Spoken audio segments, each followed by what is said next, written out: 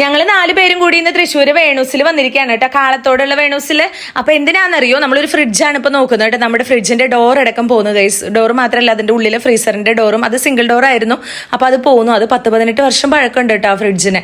അപ്പൊ പിന്നെ അതെന്തായാലും മാറ്റാന്ന് വിചാരിച്ച് നമ്മൾ വന്നതാണ്. അപ്പൊ പിന്നെ ഒരു വാഷിംഗ് മെഷീൻ കൂടി നോക്കണം കേട്ടോ. കാരണം ആദ്യം വാഷിംഗ് മെഷീൻ ഞാൻ ഇതുവരെ ഉപയോഗിച്ചിട്ടില്ല. മേടിക്കാന്ന് പറഞ്ഞപ്പോൾ ഞാൻ തന്നെയാണ് വേണ്ടാന്ന് പറഞ്ഞത്. കാരണം അന്നെന്താ നമുക്ക് ഇഷ്ടംപോലെ സമയം ഉണ്ടായിരുന്നല്ലോ. ഇപ്പൊ നമുക്ക് തീരെ സമയമില്ല ഗൈസ്. കാരണം കടയിൽ പോകണം, സ്കൂളിൽ പോകണം, അത് കഴിഞ്ഞ് വീട്ടിലെ പണികൾ, പിന്നെ പഠിപ്പിക്കൽ, എല്ലാം കൂടി നമുക്ക് പറ്റുന്നില്ല ഗൈസ്. അപ്പം ഞാൻ എന്തായാലും ഒരു വാഷിംഗ് മെഷീൻ മേടിക്കാൻ അങ്ങോട്ട് തീരുമാനിച്ചു. അങ്ങനെ അത് രണ്ടും നമ്മൾ സെലക്ട് ചെയ്തു കേട്ടോ.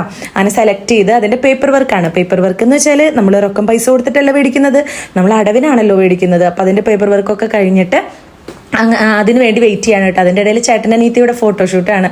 അതൊക്കെ കഴിഞ്ഞ് വന്നപ്പോൾ കുറേ സമയമായിട്ട് വിശന്നിട്ട് വയ്യ. അങ്ങനെ നമ്മൾ കാളത്തോടുള്ള എന്താ പറയുക ഗോൾഡ് ഫേസിൽ കയറി കേട്ടോ. അപ്പം പക്ഷേ എനിക്ക് ചോറ് തന്നെ വേണമായിരുന്നു. കാരണം തലവേദന എടുത്തു തുടങ്ങി.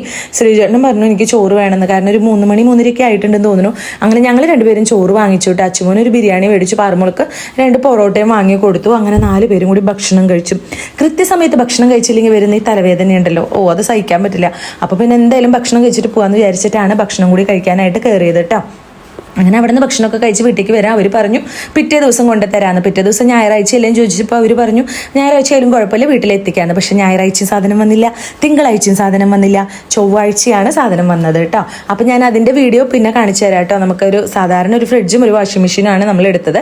അങ്ങനെ അതൊക്കെ കഴിഞ്ഞ് ഭക്ഷണമൊക്കെ കഴിച്ചിറങ്ങിയപ്പോൾ പാറുമോൾക്ക് കുറേ വീഡിയോസും ഫോട്ടോസും എടുക്കണം. അവിടെ കാണാൻ നല്ല ഭംഗിയുണ്ടല്ലോ. അങ്ങനെ പാറുമോള് അവിടെ നിന്ന് ഒരു പൂവൊക്കെ പൊട്ടിച്ചു. ഞാൻ പറഞ്ഞു പൂ പൊട്ടിക്കല്ലേ പാറു, അവർ കഷ്ടപ്പെട്ട് വളർത്തുന്നതല്ലേന്ന്. അല്ലേ പാറു?